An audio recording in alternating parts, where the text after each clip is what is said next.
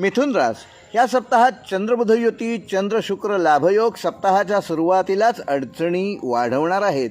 मात्र संयमाने प्रश्न सोडवल्यास नक्कीच यश आपण संपादन कराल. धंद्यात मोठेपणा करू नका, लीनतेने वागा, नम्रपणे आपले मत सांगा आणि दुसऱ्याचंही मत ऐकून घ्या. राजकीय व सामाजिक कार्यात तुमच्या कार्यात अडचणी निर्माण करण्याचा विरोधक प्रयत्न करतील. मात्र शांततेतून मार्ग काढा, कायदा पाळा, रागावर नियंत्रण ठेवा, डोक्यावर बर्फ व तोंडात साखर ठेवा. घरातील वृद्ध व्यक्तींच्या आरोग्याबाबत चिंता वाढणार आहे. नोकरीत वरिष्ठांना दुखवू नका. प्रामाणिकपणे आपल्याला नेमून दिलेली जबाबदारी पूर्ण करा.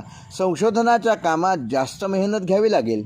कला व क्रीडा क्षेत्रात अतिरेकी वागणे टाळा. नम्र राहा. कोर्ट केसपासून स्वतःला दूर ठेवा. योग्य तेच बोला. तुमच्या कार्यक्षेत्रात तुमचा ठसा उमटणार आहे.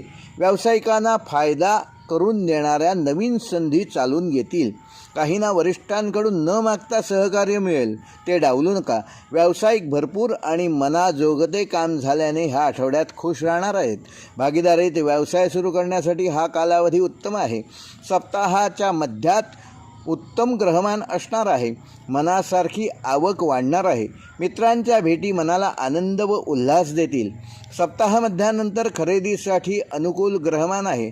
मात्र खर्चही वाढणार आहेत. योग्य नियोजन करा. परदेशाशी संबंधित ज्यांचे व्यवहार आहेत त्यांना ह्या आठवड्यात काही धनलाभ संभवतो. ध्यानधारणा आणि मेडिटेशनने मनाला शांती मिळू शकेल. सप्ताहाच्या शेवटी धनलाभ योगाचे अनेक संकेत आहेत. कौटुंबिक सौख्य वाढणार आहे. मन प्रसन्न असेल. विद्यार्थी वर्गाने मात्र आजचा अभ्यास उद्यावर टाकू नये. आजचा अभ्यास आजच पूर्ण करावा. मिथुन राशीसाठी शुभ दिनांक आहे दिनांक 7 व 11 मे 2024.